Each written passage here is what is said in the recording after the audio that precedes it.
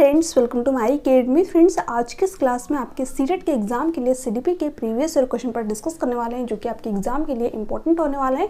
इसके अलावा अगर आपको सीटेट सीडीपी के पेड नोट्स चाहिए तो स्क्रीन पे आपको एक व्हाट्सअप नंबर शो हो रहा होगा, वहाँ से आप मुझे व्हाट्सअप पर मैसेज करके पेड नोट्स को परचेज कर सकते हैं। नोट्स आपके एग्जाम के लिए बहुत ही इंपॉर्टेंट है, क्योंकि उनको मैंने खुद टाइप करके बनाया हुआ है, जहाँ से कि आपको अपने एग्जाम में डायरेक्ट क्वेश्चन देखने को मिलेंगे।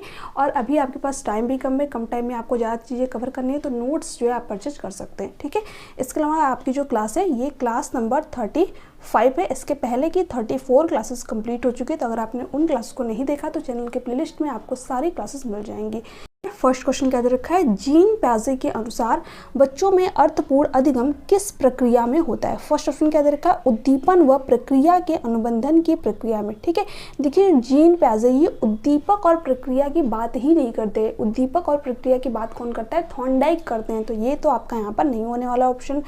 तब जब इनाम और सजा का प्रयोग किया जाता है। देखिए जो जीन प्याजे ये क्या कहते हैं कि बच्चा लिटिल साइंटिस्ट होता है, नन्हा वैज्ञानिक होता है, अपने ज्ञान का निर्माण बच्चा स्वयं करता है। ठीक है, तो ये इनाम और सजा की बात करेंगे ही नहीं, क्योंकि जो आपका पुरस्कार होता है, जब आप बच्चे को बार बार इनाम या फिर पुरस्कार देते हैं, तो फिर जो बच्चा होता है वहाँ पर डिस्कवरी लर्निंग नहीं करता है, खोज अधिगम नहीं करता है। वहाँ पर बच्चा सिर्फ पुरस्कार को पाने के लिए, लालच की वजह से जो है किसी चीज़ को सीखता है ना, जो कि बिल्कुल गलत तरीका होता है। इसके अलावा जब बार बार बच्चे को आप दंड देते हैं तो फिर बच्चा डर की वजह से किसी चीज़ को सीखता है ना, तो ये भी आपका यहाँ पर ऑप्शन नहीं होगा।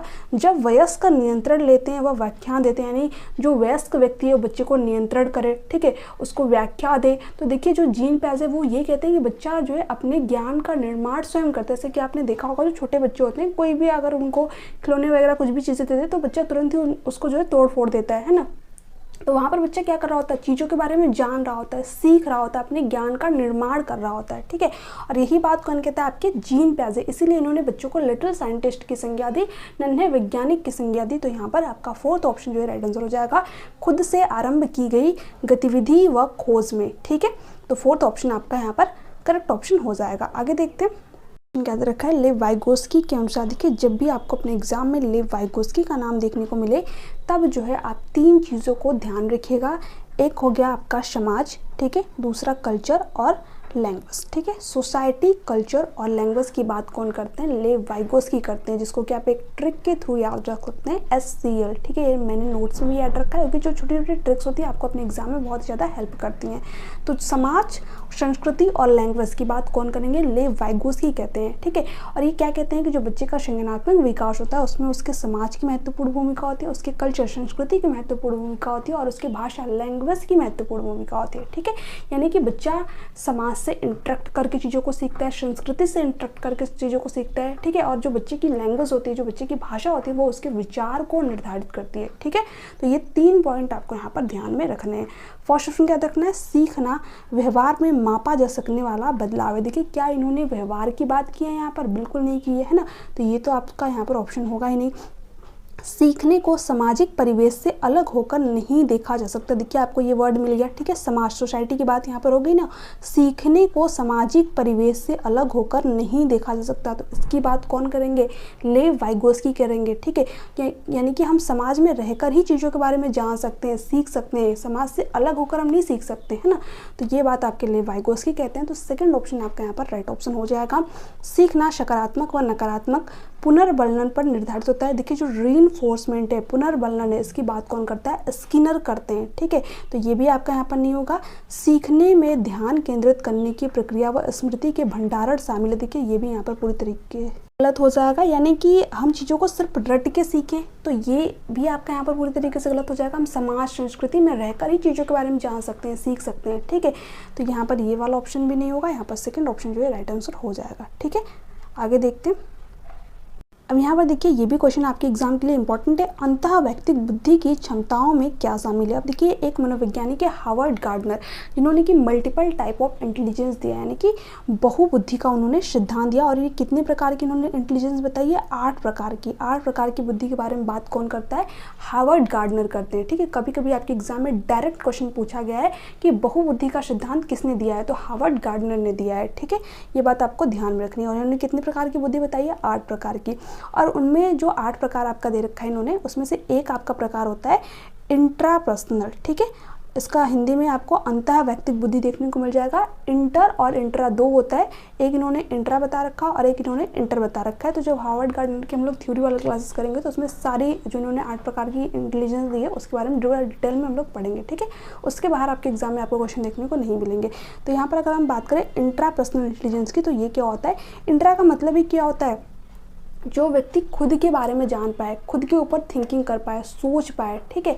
जैसे कि गौतम बुद्ध हो गए, तो वो क्या करते हैं? खुद के बारे में जानते हैं, ठीक है, खुद के विचार के बारे में, खुद के मनोभाव के बारे में, स्वभाव के बारे में, ठीक है। तो उस व्यक्ति के अंदर कौन सी बुद्धि होगी? इंट्रा पर्सनल इंटेलिजेंस होगी। जब भी इंट्रा की बात हो तो ध्यान रखिएगा अपनी क्षमताओं, ठीक है, अपनी योग्यताओं, अपने स्वभाव, अपने मनोभाव के बारे में जान पाना क्या होता है? इंट्रा पर्सनल इंटेलिजेंस वाला व्यक्ति होता है, ठीक है। तो यहाँ पर फर्स्ट ऑप्शन क्या है? छवियों और चित्रों में सोचने की क्षमता, सटीक व और अमूर्त रूप से कल्पना करने की क्षमता। देखिए ये किसके अंतर्गत ये वाली इंटेलिजेंस होगी? जो स्थानिक बुद्धि वाला व्यक्ति होगा, ठीक है, जो कि आर्टिस्ट लोग होते हैं जो मूर्तियाँ वगैरह डिज़ाइन करते हैं, ठीक है। इसके अलावा जो आर्किटेक्चर होते हैं उनके अंदर कौन सी बुद्धि होती है? स्थानिक बुद्धि होगी। तो इसकी तो यहाँ पर बात हो नहीं रही है। अपनी भावनाओं से अवगत होना और अपनी क्षमताओं की पहचान, यही क्या हो जाएगा आपका यहाँ पर? राइट ऑप्शन हो जाएगा, क्योंकि यहाँ पर इंट्रा पर्सनल इंटेलिजेंस की बात हो गई है, ठीक है। तो यहाँ पर सेकेंड ऑप्शन आपका राइट ऑप्शन हो जाएगा। ताल, लय, स्वर, माधुर्य के प्रति संवेदनशीलता, तो ये कौन सी बुद्धि के अंतर्गत आ जाएगा? संगीतमय बुद्धि के अंतर्गत आ जाएगा, ठीक है। सिंपल सा दे ही रखा है, ताल, लय, सुर का माधुर्य के प्रति संवेदनशीलता, तो देखकर ही समझ में आ रहा है कौन सी बुद्धि के अंतर्गत आ जाएगा? संगीतमय बुद्धि के अंतर्गत, ठीक है। फोर्थ क्या दे रखा है? विशिष्ट ताल, स्वरों और लय के बीच अंतर करने की क्षमता, जिसे पहचान में अन्य चूक सकते हैं, तो ये भी किसके अंतर्गत आ जाएगा? वही संगीत में बुद्धि के अंतर्गत आ जाएगा, ठीक है। तो ये दोनों आपके संगीत में बुद्धि के अंतर्गत आ जाएगा। बाकी फर्स्ट वाला आपका स्थानिक बुद्धि के अंतर्गत आ जाएगा, और ये जो सेकंड दे रखा था, तो यहाँ पर क्वेश्चन में हमसे पूछ रखा था इंट्रा पर्सनल इंटेलिजेंस, तो ये वाला इसी के अंतर्गत आ जाएगा। तो सेकंड ऑप्शन आपका यहाँ पर राइट ऑप्शन हो जाएगा। आगे देखते हैं। आगे देखिए क्वेश्चन क्या दे रखा है। अब देखिए एक क्वेश्चन आपका ये वाला हार्वर्ड गार्डनर से बना, और फिर इसी सेट में एक क्वेश्चन ये वाला आपका हार्वर्ड गार्डनर से बना, ठीक है। तो हार्वर्ड गार्डनर, जीन पियाजे, लॉरेंस कोहलवर, लेव वाइगोस्की, ये सभी मनोवैज्ञानिक क्या आपके एग्जाम के लिए इंपॉर्टेंट है। लगभग 8 से 10 क्वेश्चन आपको यहीं से देखने को मिल जाएंगे, ठीक है।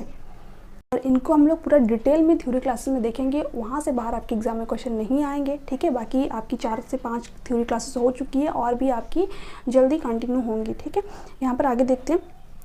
एक शहर को डिज़ाइन करने वाले एक वास्तुकार और एक जटिल चित्र पर काम करने वाले कलाकार में कौन सी बुद्धि अधिक होने की संभावना है? तो इसके बारे में मैंने आप लोग को बताया हुआ था कि जो छवियाँ, मूर्ति वगैरह डिज़ाइन करते हैं, ठीक है, जो घरों के नक्शे वगैरह डिज़ाइन करते हैं, इसके अलावा जो लोग आर्किटेक्चर वगैरह होते हैं, है ना, उनके अंदर कौन सी बुद्धि होती है? स्थानिक बुद्धि होती है ना। तो फर्स्ट ऑप्शन आपका यहाँ पर राइट आंसर हो जाएगा, यानी जिनको प्रॉपर स्थान की समझ होती है कि किस तरीके से डिज़ाइन करना है, कहाँ पर कौन सी चीज़ जो है सही लगेगी, ठीक है। तो ये बुद्धि जो है स्थानिक बुद्धि वाले व्यक्ति के अंतर्गत होती है। भाषाई बुद्धि, ठीक है। अब देखिए भाषाई बुद्धि किसके अंतर्गत होगी? जो नाम है वही काम है, सिंपल सा, ठीक है। तो भाषाई बुद्धि जैसे कि कवि हो गए जिनके कि अपने भाषा पर पकड़ अच्छी होती है। इसके अलावा जो कॉमेडियन वगैरह होते हैं उनके अंदर भी भाषाई बुद्धि होती है। नेता लोग के अंदर भी जो है कौन सी बुद्धि होती है? भाषाई बुद्धि होती है, ठीक है। संगीत में बुद्धि के बारे में मैंने आप लोग साथ में डिस्कस कर ही दिया है। अंतः वैयक्तिक बुद्धि, ये भी मैंने आप लोग साथ में बताया कि जो व्यक्ति जो अपनी क्षमताओं, योग्यताओं के बारे में जान पाए, ठीक है, उसके अंदर अंतः वैयक्तिक इंटेलिजेंस होती है। तो ये 3 ऑप्शन जो है आपको यहाँ पर ध्यान रखने हैं, और यहाँ पर आपका फर्स्ट ऑप्शन जो है राइट आंसर हो जाएगा, क्योंकि यहाँ से भी रिलेट करके आपके एग्जाम में क्वेश्चन बनते हैं, ठीक है। तो आपके एग्जाम में हो सकता है कि यहाँ पर फर्स्ट वाला ना दे करके सेकंड वाले के बारे में पूछ ले, है ना, कि किसी व्यक्ति के अंदर जो है उसकी भाषा पर पकड़ अच्छी है ना, अच्छी तरीके से कम्युनिकेशन कर पा रहा है, तो उसके अंदर कौन सी बुद्धि, तो कौन सी बुद्धि हो जाएगी? भाषाई बुद्धि हो जाएगी, ठीक है। तो आपको ये जो है सभी प्रकार ध्यान रखने हैं। और क्वेश्चन क्या रखा है, ये भी क्वेश्चन आपके एग्जाम के लिए मोस्ट इंपॉर्टेंट क्वेश्चन है। एक क्वेश्चन आपको अपने एग्जाम में यहाँ से जरूर देखने को मिलेगा। सह शिक्षा कक्षा में एक शिक्षक लड़कों से कहता है कि सह पाठ्यक्रम गतिविधियों में गृह विज्ञान को मतलब तुम लड़की नहीं हो, इससे किसको बढ़ावा मिलेगा, ठीक है। अब देखिए जो इस तरीके की धारणाएं होती है, जो पुरानी सोच होती है, एक तरीके से जो लड़कियां होती हैं वो घरों के काम करती हैं, है ना, जो लड़के होते हैं वो घरों के बाहर के काम करते हैं, इसी को कहते हैं स्टीरियोटाइप कहते हैं, ठीक है। यानी कि लैंगिक रूढ़िवादिता कहते हैं। इसे कह दिया जाता है कि जो लड़कियां हैं ये डॉल से खेलते हैं, जो लड़के होते हैं वो फुटबॉल से खेलते हैं, लड़कियां ही मेकअप करती हैं, ठीक है, लड़के तो कार से खेलते हैं। इसके अलावा जो लड़कियां होती हैं इनको पिंक कलर पसंद होता है, लड़कों को ब्लू कलर पसंद होता है, ठीक है। तो इस तरीके की जो धारणा है ये किसको प्रदर्शित करती हैं, जेंडर स्टीरियोटाइप को प्रदर्शित करती हैं, है ना, लैंगिक रूढ़िवादिता को प्रदर्शित करती हैं। और यहाँ पर जो टीचर है जो कि क्या कह रहा है कि गृह विज्ञान तुम मत लो क्योंकि तुम लड़की नहीं हो, है ना। अब देखिए गृह विज्ञान क्या है, एक सब्जेक्ट है, उसमें किसी भी बच्चे का इंटरेस्ट हो सकता है, चाहे वो लड़का हो या फिर लड़की हो, ठीक है। तो जब किसी सब्जेक्ट को किसी जेंडर के साथ में रिलेट कर दिया जाता है तो वहाँ पर क्या होता है, जेंडर स्टीरियोटाइप होता है। ऐसे ही कह दिया जाता है जो लड़कियां होती हैं मैथ साइंस में कमज़ोर होती हैं, लड़कियों को मैथ साइंस नहीं लेना चाहिए, जो कि बिल्कुल गलत चीज़ है। जब आप टीचर होकर के ऐसी धारणाएं रखते हैं तो बच्चों के ऊपर इसका बहुत ही निगेटिव इम्पैक्ट पड़ता है ना। तो इसलिए जो टीचर है वो यहाँ पर क्या कर रहा है, जेंडर स्टीरियोटाइप कर रहा है, लैंगिक रूढ़िवादिता कर रहा है। तो यहाँ पर सेकेंड वाला ऑप्शन जो है राइट आंसर हो जाएगा। जेंडर भूमिका में लचीलापन, ये तो यहाँ पर होगा ही नहीं। फ्लेक्सिबिलिटी की बात तब होती है जब वो जो टीचर है वो कहता कि लड़के भी गृह विज्ञान ले सकते हैं और लड़कियाँ भी गृह विज्ञान ले सकते हैं। ये कोई सब्जेक्ट है, ठीक है, लड़के का भी इंटरेस्ट हो सकता है गृह विज्ञान में, लड़कियों का भी इंटरेस्ट हो सकता है, ठीक है। तो यहाँ पर ये तो बिल्कुल इसकी बात ही नहीं की जा रही है। जेंडर समानता, समानता की भी बात नहीं है यहाँ पर की जा रही है। जेंडर समता, देखिए इक्विटी अलग होती है और समानता यानी कि इक्वालिटी अलग होती है। समता का मतलब क्या होता है, जिसको जैसी नीड है उसके अकॉर्डिंग उसको चीज़ें प्रोवाइड करना। जैसे कि जो लड़कियाँ हैं इनको पहले से ही पीछे की तरफ ढकेला गया है ना, पहले से ही इनको कम अपॉर्चुनिटी प्रोवाइड की गई है, कम पढ़ने लिखने के मौके दिए गए हैं। जो लड़कियाँ होती हैं उनकी कम एज में ही शादी करा दी गई है। तो ऐसे में जो सरकारें होती हैं वो क्या करती हैं, लड़कियों को कहीं कहीं पर आरक्षण मिल देती हैं, ठीक है। जैसे जो जॉब वगैरह होती हैं बिहार में देख लीजिए तो वहाँ पर गर्ल्स को अच्छा खासा आरक्षण मिला हुआ है ना। तो वहाँ पर क्या किया जा रहा है, इक्विटी किया जा रहा है, क्योंकि लड़कियों को पहले से ही पीछे की तरफ ढकेला गया तो अब थोड़ा सा उनको क्या किया जा रहा है, लेबल में लाया जा रहा है ना। तो इसलिए उनको क्या किया जाता है, आरक्षण दिया जाता है ना। तो यहाँ पर ये होता है आपका इक्विटी। तो यहाँ पर इसकी भी बात नहीं की गई है। यहाँ पर जो टीचर है वो सीधे सीधे क्या कर रहा है, जेंडर स्टीरियोटाइप कर रहा है, किसी एक बच्चे को किसी एक जेंडर के साथ में रिलेट कर रहा है, किसी सब्जेक्ट को, ठीक है। तो यहाँ पर सेकंड ऑप्शन आपका राइट ऑप्शन हो जाएगा। बाकी यहाँ पर और भी मैंने एग्जांपल दे रखा है, जैसे कि आपको क्वेश्चन पूछ सकता है कि जो लड़के हैं, ठीक है, वो फुटबॉल से खेलते हैं, कोई टीचर कह रहा है कि किसी लड़की को कि तुम फुटबॉल से नहीं खेल सकती क्योंकि तुम लड़की हो, ठीक है। तो वहाँ पर जो टीचर है वो क्या कर रहा है, स्टीरियोटाइप कर रहा है, ठीक है। इसके अलावा कोई लड़का है डॉल से खेल रहा है तो जो टीचर है वो कह रहा है कि तुम डॉल से नहीं खेल सकते क्योंकि तुम लड़का हो, ठीक है। तो इस तरीके की जो कि आपने आसपास भी देखा होगा अपने समाज में, बहुत ही सिंपल सी चीज़ें। तो यहाँ से आपके एग्जाम में क्वेश्चन बनता है जो कि आप अपने आसपास में देखें, ठीक है। अगर आप अपने घर में भी देखते होंगे तो ये चीज़ें आपको देखने को मिल जाएंगी, ठीक है। तो यहाँ पर सेकंड ऑप्शन आपका राइट ऑप्शन हो जाएगा। आगे देखते हैं। अब ये क्वेश्चन क्या है, समालोचनात्मक चिंतन को प्रोत्साहित करने के लिए एक शिक्षक को चाहिए कि वे, ठीक है, कई दृष्टिकोणों को स्वीकार करें। बिल्कुल सही बात है। जो क्रिटिकल थिंकिंग होती है इसका मतलब ही यही होता है कि बच्चा जो है मल्टीपल डायरेक्शन में चीज़ों को सोच पाए, कई सारे सोल्यूशन बता पाए, ठीक है। तो यहाँ पर फर्स्ट ऑप्शन जो है राइट आंसर हो जाएगा। जब भी क्रिटिकल थिंकिंग की बात हो तो वहाँ पर उस ऑप्शन की तरफ जाइएगा जहाँ पर मल्टीपल डायरेक्शन में सोचने की बात की गई है, कई दृष्टिकोणों की बात की गई है ना। तो फर्स्ट ऑप्शन करेक्ट है। चर्चा को हतोत्साहित करें। देखिए जो चर्चा होती है, ठीक है, जो डिबेट्स कराए जाते हैं, जो वाद विवाद कराए जाते हैं बच्चे को, इसको डिस्करेज नहीं कराना चाहिए, इंकरेज करना चाहिए, प्रोत्साहित करना चाहिए, क्योंकि इससे बच्चे को जो विचार होते हैं वो ओपन एंडेड होते हैं, क्योंकि बच्चा वहाँ पर अपने विचार को भी शेयर करता है दूसरे बच्चों के साथ में और दूसरे बच्चों के विचार को भी जान पाता है ना। तो इससे जो डिस्कशन होता है वो बहुत ही ज़्यादा इंपॉर्टेंट हो जाता है बच्चे के लिए। बच्चा बहुत सारी चीज़ें जो है सीख जाता है वहाँ से, है ना। तो ये यहाँ पर नहीं होगा क्योंकि यहाँ पर डिस्कशन को हतोत्साहित करने की बात की जा रही है, ठीक है, डिस्करेज करने की बात की जा रही है, जबकि इसको क्या करना चाहिए, इंकरेज करना चाहिए, है ना। असहमति के प्रति असही शोर रहें, भी आपका यहाँ पर नहीं होगा। अभी सरल सोच पर जोर दे। देखिए अभिसरण, ठीक है, यानी कि कन्वर्जेंट थिंकिंग क्या होता है, जब बच्चा किसी एक ही डायरेक्शन में आकर के रुक जाए, ठीक है, एक ही मतलब कोई क्वेश्चन आपने बच्चे से पूछा उसका एक ही सोल्यूशन बच्चा बता पाए, तो वो आपका क्या होता है, कन्वर्जेंट थिंकिंग। जब बच्चा किसी एक ही पॉइंट पे आकर के अटक जाता है ना, तो ये बच्चे के अंदर डेवलप नहीं करनी है। बच्चा जो है एक ही क्वेश्चन के कई सारे आंसर बता पाए, कई तरीके से उसको सॉल्व कर पाए। डाइवर्जेंट थिंकिंग बच्चे के अंदर डेवलप करनी है, ठीक है, ध्यान रखिएगा, डाइवर्जेंट थिंकिंग, ठीक है। कन्वर्जेंट थिंकिंग बच्चे के अंदर डेवलप नहीं करनी है। अब सारी चिंतन बच्चे के अंदर डेवलप करना है, अभी सारी नहीं। तो ये भी आपका यहाँ पर नहीं होगा। यहाँ पर फर्स्ट ऑप्शन जो है राइट आंसर हो जाएगा। अब यहाँ पर क्वेश्चन क्या है, डैश के साथ संघर्ष करने वाले छात्र को अक्सर गणितीय अवधारणाओं और गणना में कठिनाई का सामना करना पड़ता है। अब देखिए जब बच्चे को मैथमेटिकल कॉन्सेप्ट समझने में दिक्कत है, इसके अलावा बच्चे को कैलकुलेशन करने में दिक्कत है, तो वहाँ पर जो बच्चा होता है उसको क्या होता है, डिसकैलकुलिया होता है ना। तो यहाँ पर क्या हो जाएगा, डिसकैलकुलिया यानी कि गुणज वैकल्य आपका यहाँ पर राइट ऑप्शन हो जाएगा। क्योंकि जो बच्चा उसको क्या कर रहा है, गणितीय अवधारणाएं में दिक्कत आ रही है ना, मैथमेटिकल कॉन्सेप्ट समझने में बच्चे को दिक्कत आ रही है, बच्चा कैलकुलेशन नहीं कर पा रहा है, गणना नहीं कर पा पा रहे तो बच्चे को यहाँ पर क्या है, डिसकैलकुलिया है ना, क्योंकि जो डिसकैलकुलिया वाला बच्चा होती है उसी को ये सारी जो है समस्याएं देखने को यहाँ पर मिलती है। देखिए जो लर्निंग डिसेबिलिटी होती है, जो अधिगम अक्षमता होती है, यहाँ से आपके एग्जाम में 1 से 2 क्वेश्चन पक्का आने हैं, ठीक है। और ज़्यादातर जो क्वेश्चन बने हैं आपके एग्जाम में वो डिसलेक्सिया, डिसकैलकुलिया, ठीक है, डिसग्राफिया, इसके अलावा ऑटिज्म, ADHD, ठीक है, इन्हीं सब से रिलेट करके आपके एग्जाम में ज़्यादातर क्वेश्चन बने हैं। हालांकि मैंने नोट्स में सभी प्रकार की डिसेबिलिटीज़ के बारे में दे रखा है, वो मैं आप लोग साथ में यूट्यूब पर भी डिस्कस कर दूंगी, सिर्फ उसको अच्छी तरीके से देख लीजिए। वहाँ से आपके एग्जाम में बहुत सारे क्या लैंग्वेज में 1-2 क्वेश्चन देखने को मिल जाएंगे, और इसके अलावा CDP में आपको 1-2 क्वेश्चन देखने को मिल जाएंगे। तो 4 से 5 नंबर आपको वहीं से देखने को मिल जाएंगे, ठीक है, कि बिल्कुल ईजी क्वेश्चन होते हैं, बिल्कुल सिंपल से क्वेश्चन होते हैं। सेकंड क्या दे रखा है, पठन वैकल्य। यहाँ पर मैंने बोला ये आप लोगों के साथ में डिसलेक्सिया से भी आपके एग्जाम में क्वेश्चन आता है। पठन वैकल्य का मतलब क्या होता है, रीडिंग डिसऑर्डर। बच्चे जो है चीज़ों को सही तरीके से रीड नहीं कर पाते हैं, है ना, क्योंकि इनको मिरर इमेज दिखाई देती है। जैसे कि बच्चा जो डिसलेक्सिया वाला बच्चा होता है, इसको वाज जो है सा की तरह दिखाई देता है ना। इसके अलावा जो ए होता है, ठीक है, जैसे नॉर्मल बच्चे को इस तरीके के दिखाई देगा, बट जो डिसलेक्सिया वाला बच्चा है जिसको पठन वैकल्य, उसको ए जो है इस तरीके से दिखाई देगा, ठीक है, मिरर इमेज दिखाई देगी, इमेज जो है रिवर्स दिखाई देती है ना। तो कई बार आपके एग्जाम में ये भी क्वेश्चन बना हुआ है कि अगर किसी बच्चे को मिरर इमेज दिखाई दे रही है, रिवर्स इमेज दिखाई दे रही है, तो बच्चे को कौन सी लर्निंग डिसेबिलिटीज है, तो वहाँ पर क्या हो जाएगा, डिसलेक्सिया, ठीक है।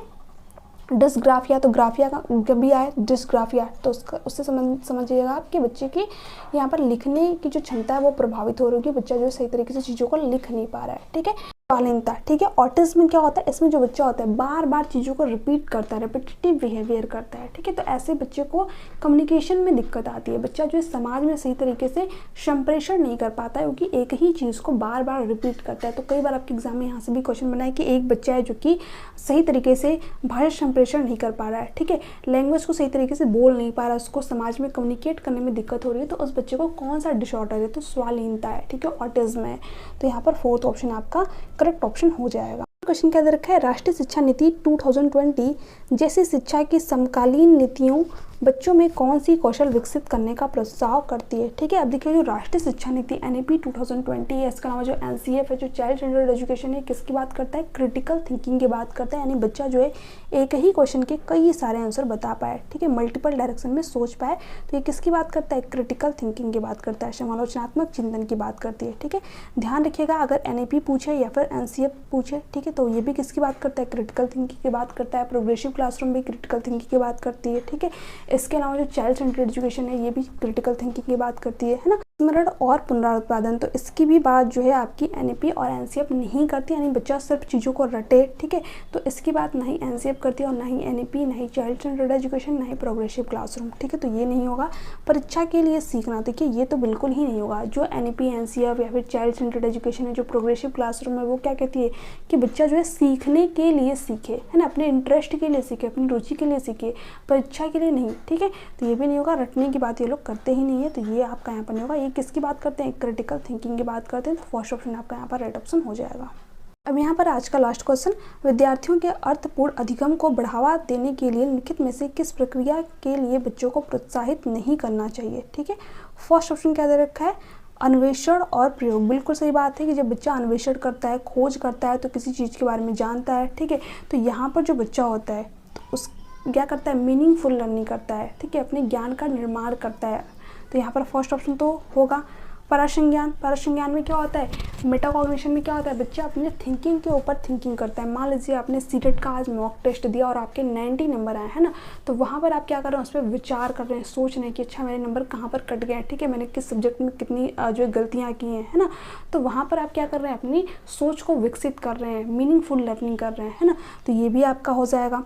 चर्चा और बहस, तो जब आप डिबेट करते हैं, चर्चा करते हैं, डिस्कशन करते हैं, तो वहाँ पर दूसरे बच्चों के विचार को भी जानते हैं, ठीक है, खुद के विचार को भी प्रस्तुत करते हैं, तो वहाँ पर जो आपकी थॉट होती है वो विकसित होती है ना। वहाँ पर भी क्या होता है, मीनिंगफुल लर्निंग होती है ना। तो ये तीनों बातें आपकी मीनिंगफुल लर्निंग से रिलेट करके सही दे रखी है, यानी जब बच्चा अन्वेषण और प्रयोग करता है, परासंज्ञान यानी कि मेटाकॉग्निशन, खुद के थिंकिंग के ऊपर थिंकिंग करता है, इसके अलावा चर्चा और बहस करता है, तो वहाँ पर क्या होता है, अर्थपूर्ण अधिगम होता है, यानी कि मीनिंगफुल लर्निंग होती है ना।